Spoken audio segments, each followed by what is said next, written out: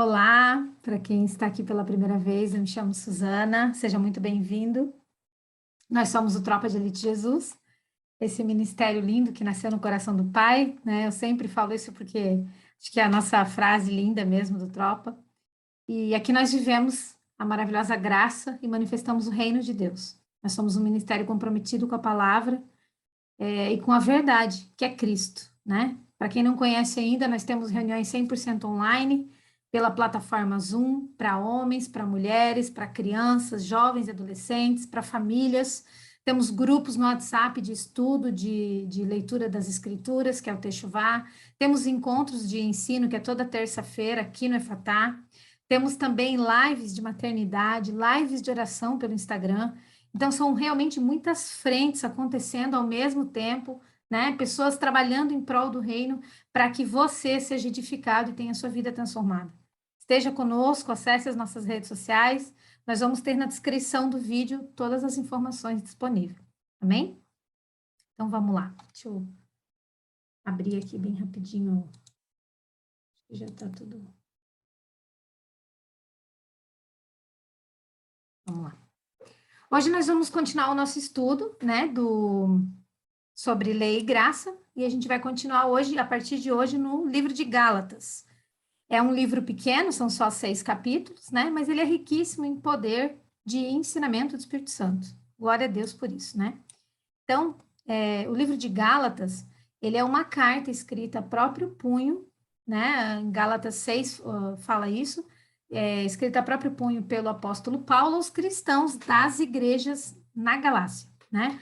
A Galácia, ela era uma região, uma província, né, do Império Romano, bem no centro, onde hoje é a Turquia, fica mais ou menos ali no centro. Essa carta, ela é uma das primeiras cartas, se não a primeira que Paulo escreveu. Todos os livros do Novo Testamento, acho que todos, né, nasceram aqui, agora a gente está aqui. Então, todos os livros do Novo Testamento, eu acho que todos, né, até onde eu sei ali, eles nasceram, eles foram escritos em um momento de circunstâncias negativas. Tá? O Senhor, ele usa circunstâncias negativas como base para liberar sua revelação divina, né? Por exemplo, o Evangelho de João, ele é um exemplo de um livro escrito num período de circunstância negativa. Ele foi escrito na última década do primeiro século, uma época em que havia uma tendência, mesmo entre os cristãos, de negar a divindade de Cristo, de que ele era Deus. Essa tendência, nessa tendência como contexto, o apóstolo João, ele escreveu o Evangelho, e com esse livro nós conseguimos ter uma compreensão adequada sobre esse tema, né, de que Jesus Cristo é Deus, o eterno, absoluto. A primeira carta aos Coríntios também, ela foi escrita por causa de uma confusão, pelas divisões, né, na igreja lá em Corinto. E a carta do apóstolo Paulo aos Gálatas, ela também foi escrita em um período de circunstância negativa. O conteúdo trata sobre como os cristãos devem se comportar diante da lei mosaica. E a polêmica tratada nessa carta, lá atrás, ela é atual para os nossos dias. Os Gálatas, eles haviam recebido a mensagem da justificação pela fé em Cristo, através da vida do apóstolo Paulo, mas eles estavam retornando às antigas práticas, os antigos preceitos estabelecidos pela lei. Então, eles tinham se deixado levar por um falso evangelho. Alguns mestres andaram semeando joio no meio deles. Um evangelho que misturava a mensagem da graça e os mandamentos da lei. Será que isso é um problema? Super né? Até hoje a gente conversou, a pastora trouxe um ensino para a gente. Uma pessoa que fala na sua vida, um pai, um professor, um líder religioso, né, um ensino da palavra. Essas pessoas, pela palavra ensinada, por aquilo que ela ensina, ela dá destino às outras pessoas. Elas podem levar a verdade que é Cristo, o reino de Deus, ou podem levar um engano terrível, levar à destruição uma pessoa ou outras pessoas. Né? Por isso é tão importante a gente saber sobre o tema, né? Os Gálatas, eles foram salvos pela graça, mas no dia a dia eles estavam se relacionando com Deus na base da lei do merecimento. Então Paulo escreve essa carta explicando, né, ali, defendendo a doutrina da justificação pela fé. E também explica que pelas obras ninguém é justificado, como a gente aprende ali em Romanos, capítulo 3, versículo 20. Portanto, ninguém é declarado justo diante dele, baseando-se na obediência à lei, pois é mediante a lei que nos tornamos plenamente conscientes do pecado. Só que alguns tentaram criar um tipo de doutrina que combinava um pouco da graça do Novo Testamento, um pouco da lei do Velho Testamento, principalmente no aspecto da lei cerimonial e lei civil. E observando a forma severa como Paulo tratou esse assunto, porque se você lê ali em Gálatas, a gente percebe que Paulo foi muito firme com os Gálatas, né? Embora manso, ele foi muito firme. Aliás, só abrindo um parênteses aqui, uma observação, quando Paulo escreve aos Coríntios, por exemplo, ele não foi tão firme. Ele não foi tão firme. Os Coríntios, eles foram corrigidos por Paulo por conta das coisas carnais, pelas obras da carne. Mas ele não chamou os coríntios de insensatos, por exemplo, como ele fez com os Gálatas, onde a correção estava no ensino e na crença de um evangelho misturado. Então, nós podemos concluir que se trata de algo muito perigoso e agravante para a igreja do Senhor, porque isso é distorcer o evangelho da graça. E a igreja de Cristo, ela enfrenta isso até os dias de hoje, esse mesmo conflito de achar que precisa fazer algo para Deus, né? Ou seja, algumas pessoas sentem que em determinado momento Deus está feliz porque fizeram algo de bom, boas obras, e depois sentem que Deus está triste, está zangado, né? Porque fizeram algo de errado ou não fizeram algo que deveriam ter feito. Mas esse comportamento, essa análise de merecimento, ela está enraizada na igreja. E ela vem, inclusive, de questões culturais, ideologias influenciadas por todo lado, e também doutrinação errada de anos e anos que as pessoas vão recebendo aí, né? Que tem que ter, tem que fazer, tem que fazer. Nós vimos um pouco disso, né? Esse assunto no Ouvindo Deus, eu lembro que a Fábio trouxe sobre esse assunto também, que desde pequeninos nós recebemos muitas informações, né? Pela educação, pelas autoridades das nossas vidas, pelos traumas que nós vivemos, e essas informações, elas foram moldando o nosso eu, gerando fortalezas, né?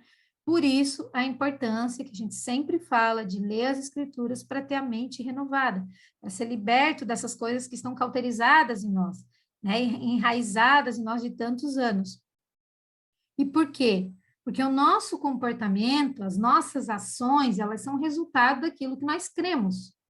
Então, se nós temos uma crença errada, isso se revelará numa conduta errada, ainda que mais adiante, mas uma hora isso vai se revelar, essa conduta errada vai aparecer. E nós passamos a viver aquilo que nós cremos, né? Então, existe um falso evangelho sendo pregado. E quando nós dissemos isso, né, quando eu falo isso, existe um falso evangelho sendo pregado, não necessariamente seja pregado de propósito, né? Eu não sei. Mas está sendo pregado um falso evangelho. E ele não é falso só por ser mentiroso, mas também por distorcer ou misturar a nova aliança com a velha aliança, ou inserir coisas na Bíblia, né? Inserir coisas nesse evangelho, como estava acontecendo com os Gálatas também, né? Por isso Paulo, ele estava sendo tão firme com eles, tanto que no primeiro versículo do capítulo 3, a gente vai ver o capítulo 3 no próximo encontro, mas ele chama os Gálatas de insensatos, né? De tolos, malucos, irresponsáveis, por crer num falso evangelho. E ainda que esse falso evangelho seja agradável aos nossos ouvidos, eles nos fazem viver o contrário à vontade de Deus. Então, não é agradável para o nosso espírito. Vamos ler o texto do primeiro capítulo de Gálatas, ler do 1 ao 5. Paulo, apóstolo enviado não da parte de homens, nem por meio de pessoa alguma, mas por Jesus Cristo e por Deus Pai, que o ressuscitou dos mortos, e todos os irmãos que estão comigo, as igrejas da Galácia. A vocês, graça e paz da parte de Deus, nosso Pai, e do Senhor Jesus Cristo, que se entregou a si mesmo por nossos pecados, a fim de nos resgatar dessa presente era perversa, segundo a vontade de nosso Deus e Pai. A quem seja a glória para todo sempre. Amém. Então, uma das coisas que esse falso evangelho, essa mistura de evangelho faz, é endeusar homens. O que é isso? É tornar homens em semideuses. Quando Paulo inicia a carta aos Gálatas, ele diz, Paulo, apóstolo, enviado, tararã, tararã. As igrejas que Paulo havia estabelecido na Galácia, elas estavam sendo perturbadas por falsos mestres. Nós podemos perceber pelo contexto que esses homens, eles questionaram e desencadearam um ataque contra a autoridade apostólica de Paulo. Tentaram denegrir a imagem de Paulo. Quem é Paulo? Ele nem conheceu Jesus. Era um perseguidor dos cristãos. Agora se diz apóstolo. Esses dias era só não sei quem, agora já é, né? Agora já quer falar, mandar na vida. Quem o levantou como apóstolo? Além disso, eles se achavam superiores a Paulo, mestres do evangelho, poderosos na palavra, enfim, se achavam os ungidão, né? Os santos.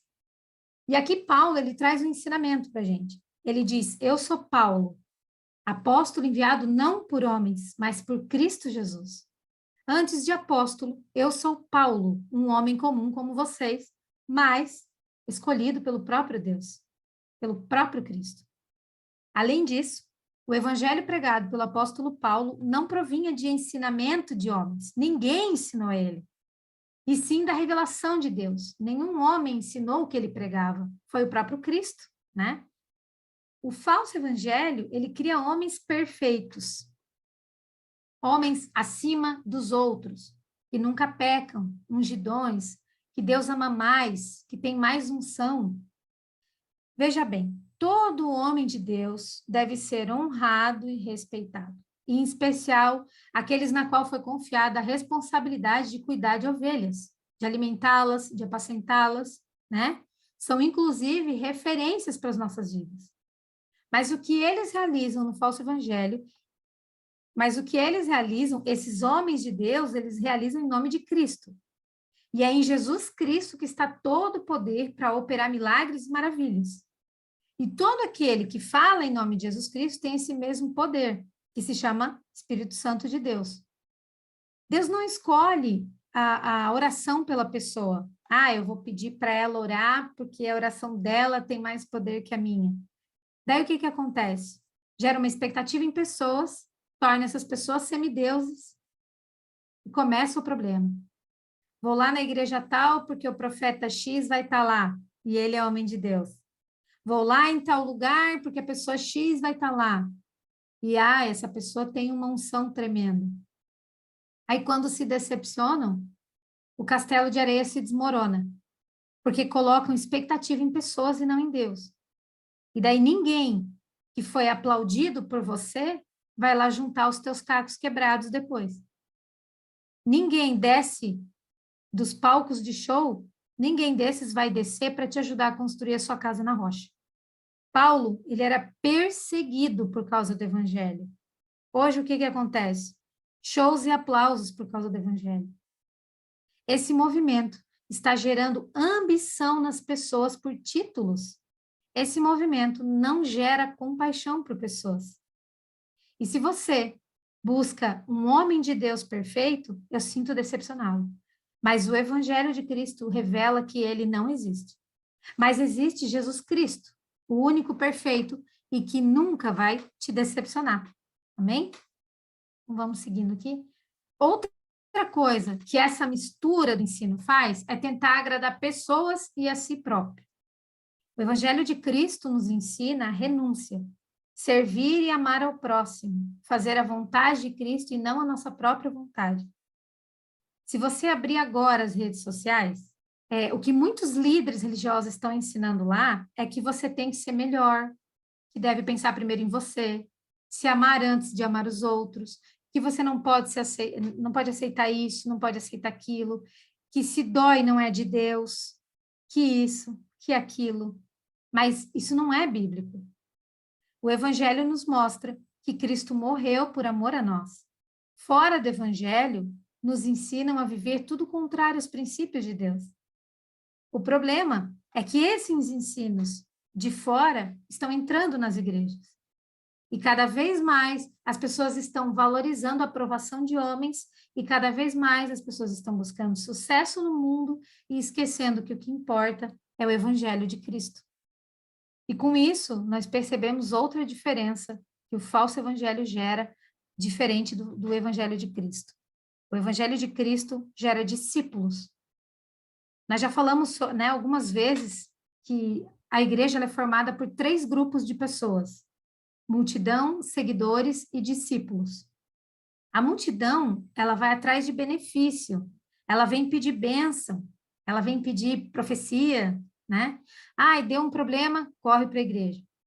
Deu um problema, corre lá falar com o pastor, com a pastora. Aliviou o problema, corre da igreja. Os seguidores são aqueles que estão em todas as reuniões, principalmente de ceia. Se alimentam, mas não querem compromisso, não querem responsabilidade. Querem só para si. Os discípulos são os que seguem o Cordeiro para onde quer que ele vá, para fazer a sua vontade, vontade de Cristo, né? Buscam um reino em primeiro lugar, obedecem ao ID. O falso evangelho, como ele gera pessoas famosas, ele gera também multidões e seguidores.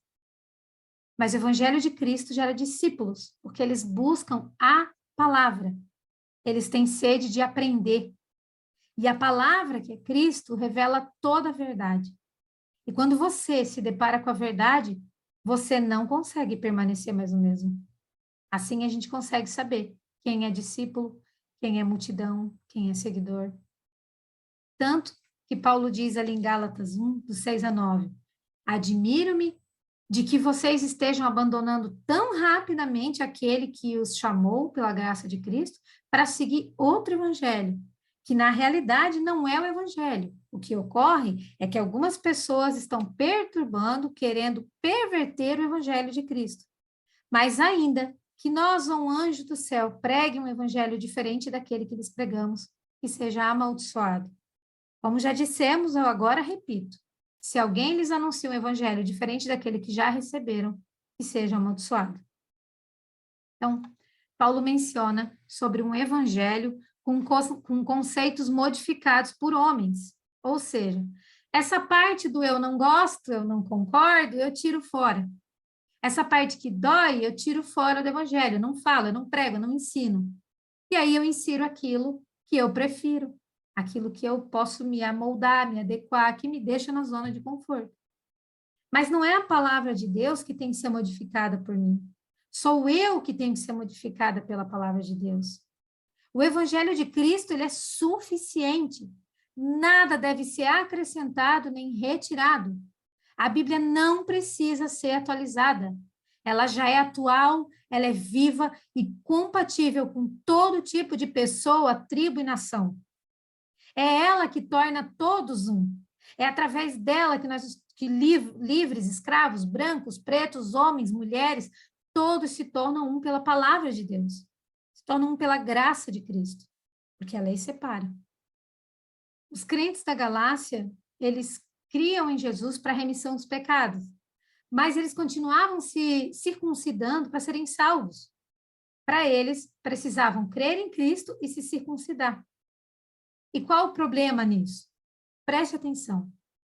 Quando nós acrescentamos algo à salvação, nós estamos declarando que o sacrifício de Cristo não foi suficiente. Gálatas 1:10. Acaso busco eu agora a aprovação dos homens ou a de Deus? Estou tentando agradar a homens? Se eu ainda estivesse procurando agradar a homens, não seria servo de Cristo. Então, aqui é outra característica das falsas doutrinas, gerar servo de si mesmo e não de Cristo. Lendo as Escrituras, observando os discípulos de Cristo, nós podemos perceber uma forte característica neles. Todos desagradavam as pessoas, muitas pessoas. E isso é uma característica de discípulo de Cristo. O próprio Jesus foi odiado por muitos. Isso você precisa avaliar. O evangelho ministrado através de você está incomodando outras pessoas? Está deixando vidas desconfortáveis? Porque se estiver só alisando o ego, talvez não seja genuíno. Paulo foi muito claro ali quando ele disse: importa agradar a Deus e não a homens. Aquele que tenta agradar a homens não é servo de Cristo. Então, nós precisamos avaliar o que estamos recebendo e o que estamos ministrando. Que ministrar não é só pregar. A minha vida ministra a vida dos outros, né? O meu comportamento ministra. Ambos precisam ser desconfortáveis, ambos precisam desagradar, no sentido de trazer um desconforto para a pessoa, né? De desordenar aquilo que ela está vivendo, de condenar, né, aquilo que ela está vivendo diferente da vontade de Cristo. Tem muito crente que pensa somente em si, no que lhe agrada, no que é bom para si, sem se importar com o próximo. Mas quem serve a Cristo vive a vontade de Cristo pela palavra de Deus. Gálatas 1, do 13 a 24, ele diz assim: vocês ouviram qual foi o meu procedimento no judaísmo, como perseguia com violência a igreja de Deus procurando destruí-la. No judaísmo, eu superava a maioria dos judeus da minha idade e era extremamente zeloso das tradições dos meus antepassados. Mas Deus me separou desde o ventre materno e me chamou por sua graça, quando lhe agradou revelar o seu filho em mim, para que eu o anunciasse entre os gentios. Não consultei pessoa alguma. Tampouco subi a Jerusalém para ver os que já eram apóstolos antes de mim, mas de imediato parti para a Arábia e tornei a voltar a Damasco. Depois de 3 anos, eu subi a Jerusalém para conhecer Pedro pessoalmente e estive com ele 15 dias. Não vi nenhum dos outros apóstolos, a não ser Tiago, irmão do Senhor. Quanto ao que lhes escrevo, afirmo diante de Deus e não minto. A seguir, fui para as regiões da Síria e da Cilícia. Eu não era pessoalmente conhecido pelas igrejas da Judéia que estão em Cristo. Apenas ouviam dizer: aquele que antes nos perseguia, agora está anunciando a fé que outrora procurava destruir. E glorificavam a Deus por minha causa. Então, aqui é outra coisa que a falsa doutrina faz, que a gente entende. Pessoas são salvas para nada. Para nada. É possível que o apóstolo Paulo tenha sido o maior perseguidor da Igreja de Cristo até o momento da sua conversão. Atos 8 relata que ele entrava nas casas e arrastava pessoas para a prisão ou para a morte. A Bíblia diz que ele devastava a Igreja de Cristo. Ele, inclusive, consentiu com a morte de Estevão. Mas depois que ele se converte, depois que ele teve a sua primeira experiência, né, sua experiência pessoal com Cristo, ele se converte. E aí Paulo imediatamente, então, entende que desde o ventre da sua mãe, Deus já o havia separado. Ou seja, Paulo tinha sido escolhido para anunciar o evangelho. E no momento certo, isso iniciou. E assim acontece com todos nós. Sempre que Jesus vai ao encontro de alguém, é por um propósito já estabelecido desde antes da fundação do mundo, entre ele e a pessoa. Olha que coisa mais linda isso, né? Todo aquele que o Senhor salva já foi separado desde o ventre, fala isso em Efésios 1:4. Essa pessoa nasce, cresce, vive a sua vida, faz suas escolhas até o dia determinado em que Deus revela o Filho, até a sua conversão, para manifestar o propósito. Isso foi com Paulo, é comigo e é com você. Filho de Deus, ele é revelado com um propósito a todos nós. Só que o falso evangelho, ele não ensina isso. O que importa é ser salvo e pronto. Ah, que alegria, eu fui salvo, vou enriquecer, vou ser abençoada, vou ser feliz no meu mundo. Muitas igrejas, muitos líderes religiosos querem somente que você frequente o lugar, mas não te impulsionam a viver o teu ministério, o teu propósito, né? Não te ensinam a fluir em Deus para que você cumpra aquilo que você tem que cumprir. Esses ensinadores, esses líderes, né, de um evangelho pervertido, tem um grupo de líderes que falam em nome de Deus, né? Falam, representam esse grupo, e o resto tem que ficar apenas ouvindo e frequentando reuniões. Eles abortam chamados. Porque se Cristo foi até você, é porque você tem um propósito. Existe uma obra nessa terra que só pode ser realizada por você. Deus não te chamou apenas para frequentar a igreja, para frequentar reuniões. Todos nós fomos chamados para viver o propósito segundo o Evangelho de Cristo. Jesus não se sacrificou por nada. Você não está garantido na eternidade por nada. Gálatas 2, do 1 ao 3, a gente está no 2º capítulo agora. 14 anos depois, subi novamente a Jerusalém, dessa vez com Barnabé, levando também Tito comigo. Fui para lá por causa de uma revelação e expus diante deles o evangelho que prego entre os gentios, fazendo, porém, em particular, aos que pareciam mais influentes, para não correr ou ter corrido em vão. Mas nem mesmo Tito, que estava comigo, foi obrigado a circuncidar-se, apesar de ser grego. Então, vamos lá. Aqui no segundo capítulo, de Gálatas, Paulo descreve um certo engano dentro da igreja, né? As igrejas da região da Galácia, elas foram implantadas por Paulo. Mas um tempo depois, Paulo fica sabendo que os Gálatas estão pervertendo o evangelho de Cristo. Isso por causa de alguns mestres que foram para lá. Eles não estavam vivendo segundo o que ele ensinou, né? Que Cristo ensinou através da vida dele. Então, Paulo escreve para eles, exortando e alinhando eles novamente. E ele mostra que seu evangelho é exatamente o mesmo dos outros apóstolos. Ele vai falando isso na carta. Os mestres judaizantes, né, os cristãos meio judaizantes ainda, eles tentavam minar a autoridade de Paulo, dizendo que ele não era como os 12 discípulos, que o ensino dele era diferente, todas essas coisas. Então, a gente vai entender melhor. Quando a igreja iniciou, ela era só em Jerusalém, ok? Paulo, ele ficou... Nesse período, Paulo ainda não era cristão, né? Então, a igreja ela ficou por um tempo lá, só em Jerusalém, não tinha em outros lugares, mas nós vimos isso, eles achavam que a igreja seria só de judeu. E aí, os cristãos, os judeus convertidos ao cristianismo, eles começam a ser perseguidos, inclusive por Paulo, né? E os cristãos começam a se dispersar de Jerusalém. Eles têm que fugir de lá. Então, Jesus pessoalmente leva seu evangelho a Paulo, até porque ninguém teria coragem de se aproximar do homem, né? Que era um perseguidor. Então, o próprio Jesus leva o evangelho a Paulo. E Paulo, depois da conversão, começa a anunciar o evangelho aos gentios, aqueles que não eram judeus. Ele anuncia o evangelho fora de Jerusalém. Quando as pessoas ficaram sabendo que Paulo se converteu, eles ficaram com receio de ser uma armadilha, né? Que Paulo poderia estar fingindo para se infiltrar e matar os cristãos. Então, eles começam aqui procurar Paulo para matá-lo. E ele vai para Antioquia e fica por 14 anos lá. Então, Paulo mostra aqui na carta aos Gálatas que não existia conflito algum entre ele e os apóstolos e que tudo não passava de intriga dos judaizantes. Os mesmos religiosos que resistiram a Jesus também estavam resistindo a Paulo. Os religiosos são os grandes inimigos do mover de Deus em toda a história. E isso inclui dentro da Igreja de Cristo também nos dias de hoje. Então, Paulo, ele fica sabendo que os Gálatas estavam atribuindo práticas como a circuncisão à salvação. E ele escreve advertindo eles desse erro, né?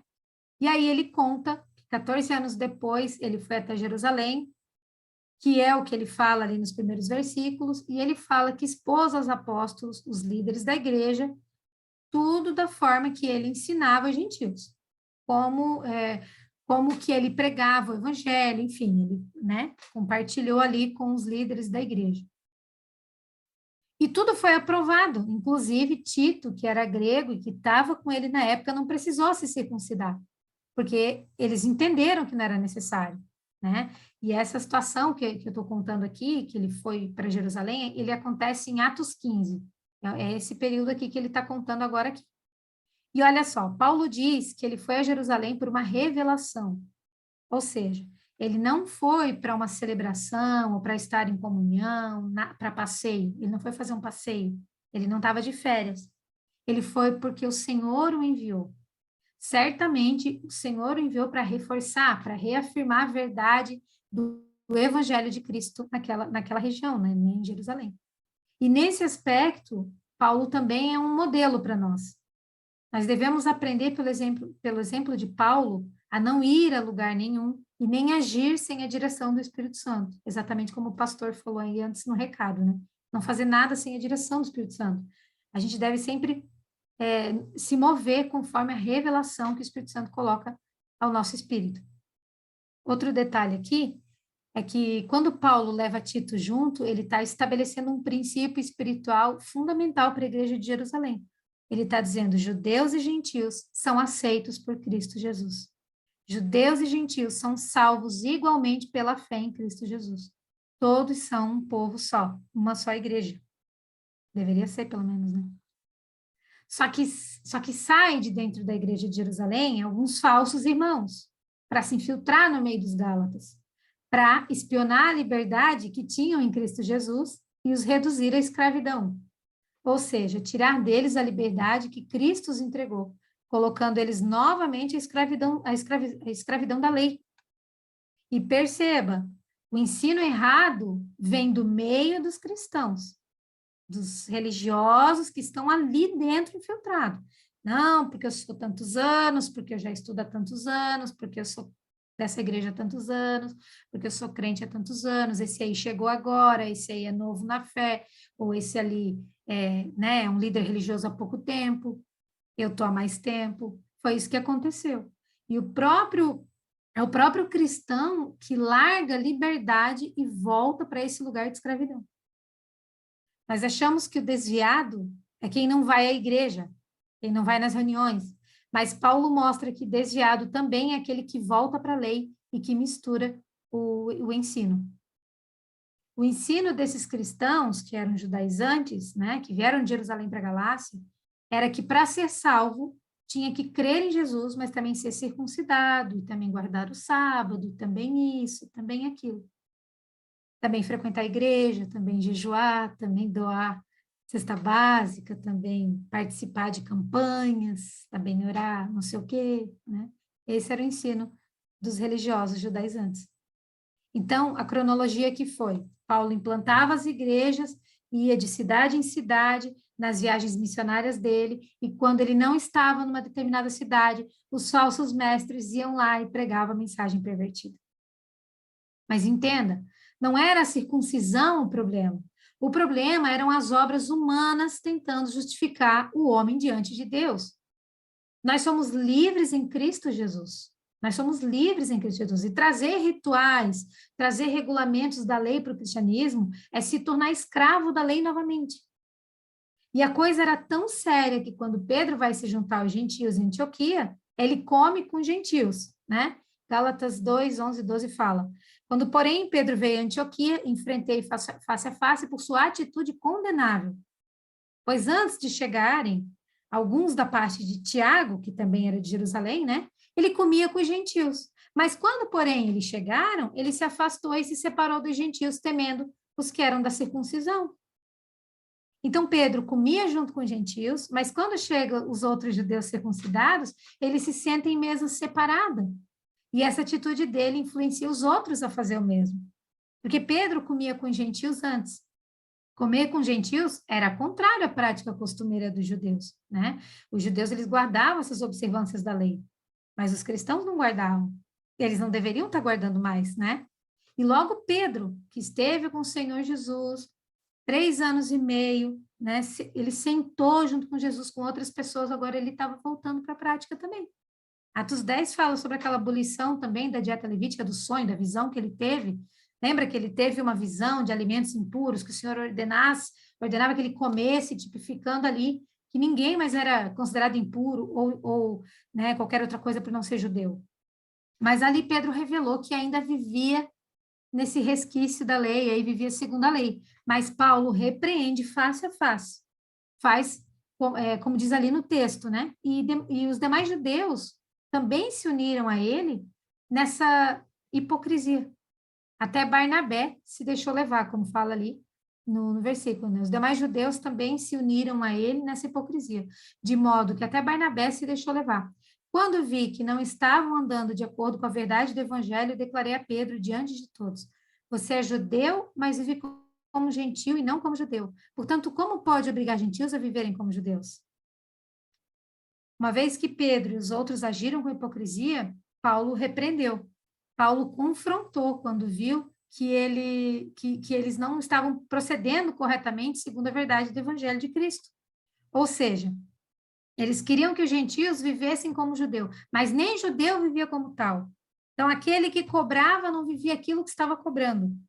E quando o evangelho foi atacado, Paulo se posiciona para lutar e defender a palavra de Cristo. Por causa disso, a verdade do evangelho foi preservada por esses homens que se levantaram para realmente defender a palavra de Deus.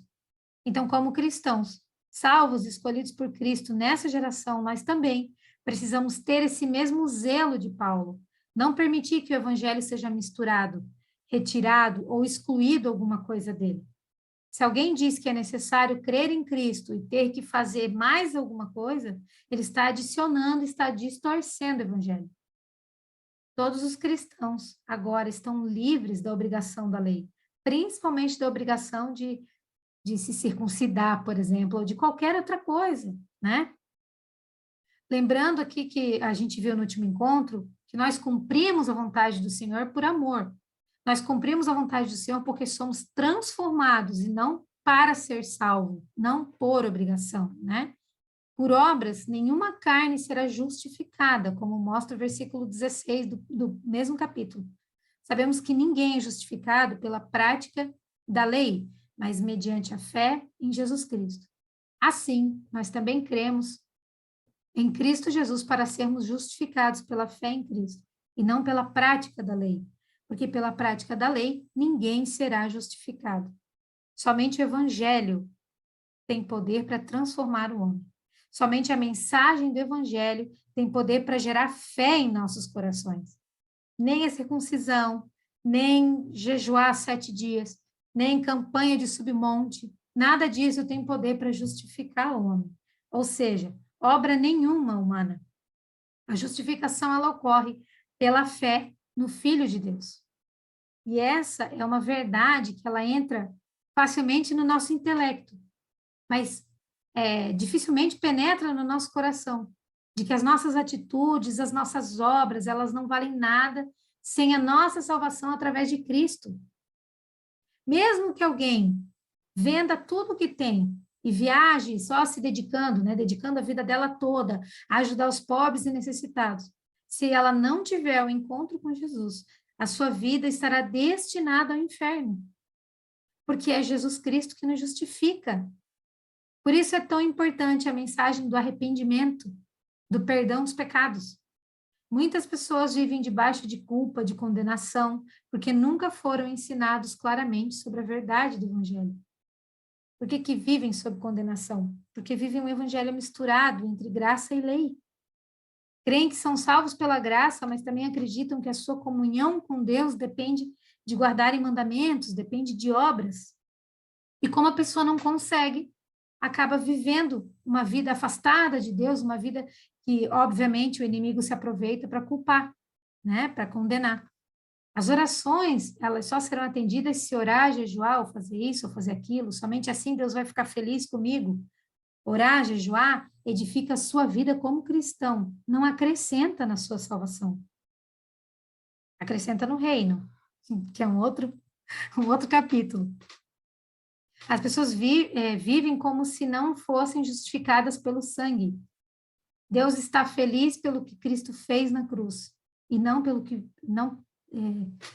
que você faz ou deixa de fazer. É por isso que você é salvo pela graça. E você é salvo através da fé em Cristo Jesus. E é a mensagem do Evangelho que gera essa fé no nosso coração. Lá em Atos 14, mostra que Paulo estava pregando o Evangelho e um paralítico se encheu de fé para ser curado. Esse homem, ele nasceu com uma deficiência, né? E ele achava que era uma maldição divina e que ele seria condenado. Mas quando ele ouve a pregação do perdão dos pecados através de Paulo, ele se enche de fé e ele é curado. As pessoas são salvas através da fé em Cristo Jesus. E a fé vem pelo ouvir a mensagem de Deus. Romanos 10, 17 diz que a fé vem por ouvir a mensagem de Deus, a pregação. E a mensagem é ouvida mediante a palavra de Cristo. E a palavra de Cristo é a mensagem do Evangelho de que somos perdoados e justificados em Cristo. A partir do versículo 15 até o final do capítulo, Paulo fala justamente sobre isso, sobre a justificação. A justificação é a boa nova de que nós somos aceitos diante de Deus. Não por nossas obras, nem pelo nosso bom comportamento, mas pela fé em Cristo Jesus. Quando nós cremos em Cristo e na obra de Cristo realizada na cruz, nós somos declarados justos diante dele. Nós precisamos conhecer, entender e aplicar essa verdade em nossas vidas. O que significa justificação? Justificação é um termo usado nos tribunais, na área jurídica, né? Nesse pessoal os advogados aí, mas ele é um antônimo, ele é um oposto de condenação. Condenar é declarar a pessoa culpada, justificar é declarar a pessoa inocente, a pessoa sem culpa, a pessoa justa. Então, Deus coloca diante de si um pecador, perdoando ele, declarando que pelo seu favor imerecido, agora esse pecador está perdoado e ainda o aceita como justo. Olha o que diz em Romanos 3:24. Sendo justificado gratuitamente por sua graça, por meio da redenção que há em Cristo Jesus. Isso significa que você foi declarado justo por causa da redenção de Jesus na cruz. Cristo Jesus morreu e ressuscitou para ser a nossa justiça. Você não foi apenas perdoado, remido. Ser perdoado é ser livre de pagar a penalidade que merece. Ser justificado significa que você pode entrar em comunhão com Deus, porque você é justo. A justificação é pela fé. Paulo diz em Romanos 5:17, se pela transgressão de um só a morte reinou por meio dele, muito mais aqueles que receberam de Deus a imensa provisão da graça e a dádiva da justiça reinarão em vida por meio de um único homem, Jesus Cristo. Então, você é justo como Jesus. Não por seu comportamento, mas pela fé nele e na sua obra consumada na cruz. Quando Cristo morreu, você morreu com ele. E quando ele ressuscitou, você ressuscitou com ele. Então, nasceu para uma nova vida, uma vida justa diante de Deus. A justificação, ela acontece quando eu creio em Cristo e nesse momento eu sou unido a ele e a minha vida é totalmente transformada. Eu nunca mais serei a mesma pessoa, porque a justificação vem sempre junto com a regeneração, o novo nascimento. Então, eu me tornei uma nova criatura e as coisas antigas já passaram, como fala em 2 Coríntios 5:17. Glória a Deus. Nós temos que entender que se a justiça de Deus está em nós, Deus não vê em nós o velho pecador caído de Adão, mas ele vê o novo homem em Cristo, ele vê a justiça de Cristo, pois é ela quem agora cobre todos os nossos falhas, os nossos defeitos, né? Mas aí o que que o diabo faz? Ele fica lembrando você de que você é um pecador, que você é condenado porque você fez isso, você fez aquilo. Mas não, você é justo por Cristo Jesus. Você deve recusar essas acusações malignas. Não há nada que você possa fazer para ser mais amado ou menos amado por Deus, para ganhar algum direito ou perder algum direito. Mas seu direito de ser justo já foi comprado pelo sangue de Jesus, para sempre, eternamente salvo, dívida toda paga. Mas muitas pessoas ainda vivem suas vidas tentando conquistar o amor de Deus. Muitas pessoas acreditam que Deus fica bravo quando peca. Um exemplo que eu li num livro sobre isso, ele mostrava os dois comportamentos das pessoas. Os que entenderam que é pela graça e os que ainda tentam conquistar o amor de Deus. Uma criança, por exemplo, quando ela quebra um copo, né? Quando ela quebra, ela se assusta e ela corre para os braços do pai.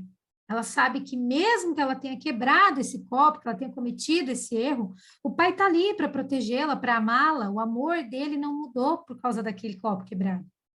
Mas tem a criança que, quebrando um copo, ela foge, ela se esconde do pai, porque ela teme que vai ser repreendida, que o pai vai ficar chateado com ela. Então, existem aqueles que não entendem que são amados, independente dos seus erros, dos seus pecados, e fogem de Deus. E cada falha, cada pecado que comete, se esconde, se afasta. Mas os seus pecados, eles não são uma surpresa para Deus. Ele sabe de todos os erros que você cometeu, comete e vai cometer. E mesmo assim ele te ama. Isso já está resolvido. Isso já está resolvido. O seu pecado que você ainda vai cometer já está resolvido. Cristo já resolveu. Reconheça que você já foi justificado. Hoje nós somos justos por causa da obra consumada na cruz. Se houver algo errado em você, o Espírito Santo vai trazer a luz, você vai se arrepender e vai mudar a sua conduta. Nós já fomos perdoados de todo pecado e toda iniquidade. Você crê que Deus é imutável? Se você crê que Deus é imutável, então você precisa crer que o amor de Deus também é imutável e incondicional. Nada do que você faça ou deixe de fazer vai mudar o amor de Deus por você. Então, você não precisa ficar se acusando, pensando o tempo todo que você é pecador, no seu erro, na sua falha. Muitas pessoas ficam constantemente tentando trocar a sua obediência por bênção também, para tentar conquistar algo de Deus, tenta ser bonzinho, sabe? Tenta fazer tudo certo para Deus o abençoar. Você não precisa se esforçar para ser bonzinho. Isso se chama falsa santidade. Você precisa meditar no imenso dom da justiça que lhe foi dado. Perceba e desfrute da presença do Espírito Santo que já está em você. Medite, declare todos os dias o favor imerecido que você recebeu. Quanto mais de Cristo em você, mais transformação você vai viver na sua vida. O sangue de Jesus já foi derramado. O preço da redenção já foi pago. O pecado já foi julgado. E a justiça de Deus foi satisfeita. Glória a Deus. O acusador, ele vai tentar contra você. Vai tentar falar que você, quando você se converteu, você foi perdoado, mas agora você pecou de novo. Ele vai lembrar do seu pecado. Mas se você se arrependeu e já confessou, já está resolvido. A confissão, ela não serve para ficar nos acusando dos pecados. A confissão, ela é para estarmos em paz com Deus, com o nosso espírito, né? Confessar significa concordar com Deus sobre aquele pecado cometido. Concordar que o que fez é pecado e que você pecou sim, né? É concordar que Deus tem a solução para isso. É nele que você resolve essa situação, porque toda a dívida já foi paga. Não há outro lugar para você resolver, para você confessar. A não ser, a gente sabe que tem toda aquela história que precisa confessar pecados para que também tire a nossa dor, né? O nosso peso emocional, né? Não há condenação. Rejeite essas acusações. Nunca duvide do amor de Deus e jamais fuja da sua presença, da sua companhia. Aconteça o que acontecer, corra para os braços do Pai, como aquela criança fez. Amém? Só para finalizar aqui, eu quero ler os 2 últimos versículos ali do 2º capítulo de Gálatas, que diz: fui crucificado com Cristo, assim já não sou eu quem vive, mas Cristo vive em mim. E a vida que agora vivo no corpo, vivo-a pela fé no Filho de Deus, que me amou e se entregou por mim. Não anulo a graça de Deus, pois se a justiça vem pela lei, Cristo morreu inutilmente. Amém? Glória a Deus. No próximo encontro, a gente vai ver o capítulo 3 e 4 também de Gálatas. Amém?